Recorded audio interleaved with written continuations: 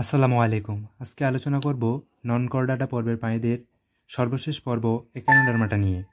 একানোডার্মাটা পর্বের আরেক নাম হচ্ছে কণ্টকত্বক প্রাণী। চলো একটা ছন্দের মাধ্যমে একানোডার্মাটা পর্বের বৈশিষ্ট্যগুলো দেখা যাক।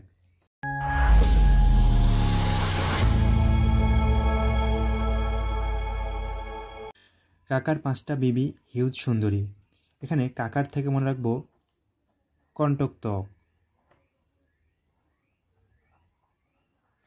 অর্থাৎ কাঁটাযুক্ত।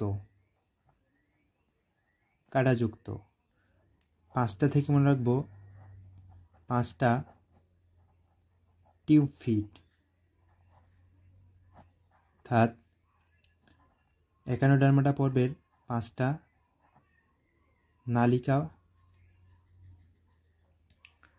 নালিকাযুক্ত পা থাকে। 5টা থেকে মনে রাখবো এরা পঞ্চ অরীয় প্রতিসম।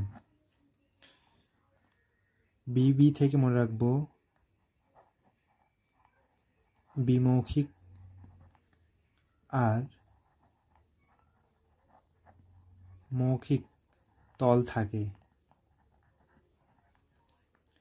হিউজ থেকে মনে রাখবো হিমাল বা পরিহিমাল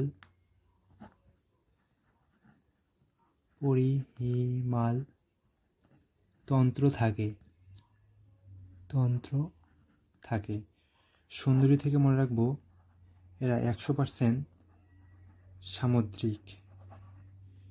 এরা লোনা পানিতে থাকে।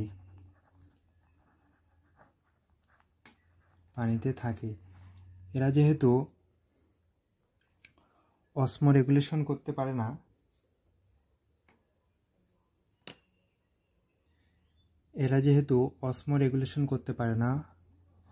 অসমো রেগুলেশন করতে পারে না,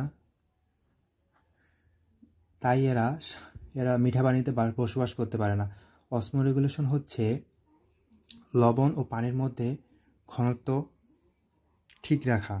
যেহেতু এরা অসমো রেগুলেশন করতে পারে না, অর্থাৎ লবণ ও পানির মধ্যে ঘনত্ব ঠিক রাখতে পারে না, তাই এরা মিঠা পানিতে বসবাস করতে পারে না।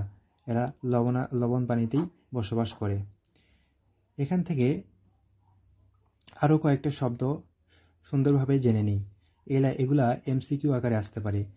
যেমন মনে রাখবো পানি সংবহনতন্ত্র, নালিকাপথ, পঞ্চঅরীয় প্রতিসম, এম্বুলেক্রাল খাদ থাকে। এদের এম্বুলেক্রাল খাদ থাকে। এরা সামুদ্রিক এবং এটা মনে রাখবো একাই মস্তিষ্কের রক্তে রেচন নাই। অর্থাৎ এখান থেকে মনে রাখবো আমরা এদের রক্ত সংবহনতন্ত্র নাই, এদের মস্তিষ্ক নাই, এদের এবং রেচনতন্ত্রও নাই। এটা থেকে আমরা একাই মস্তিষ্কে রক্ত ও রেচন নাই। এখান থেকে আমরা এই 3টা শব্দ মনে রাখবো, যে এদের রক্ত সংবহনতন্ত্র নাই, এদের মস্তিষ্ক নাই, এদের রেচনতন্ত্র নাই। এভাবে এই 5টা শব্দ যদি আমরা মনে রাখতে পারি, এখান থেকেই এমসিকিউগুলো আসে। তাহলেই পরীক্ষায় আসা এমসিকিউগুলো খুব সহজে অ্যান্সার করতে পারবো। আজকে এ পর্যন্তই। আসসালামু আলাইকুম।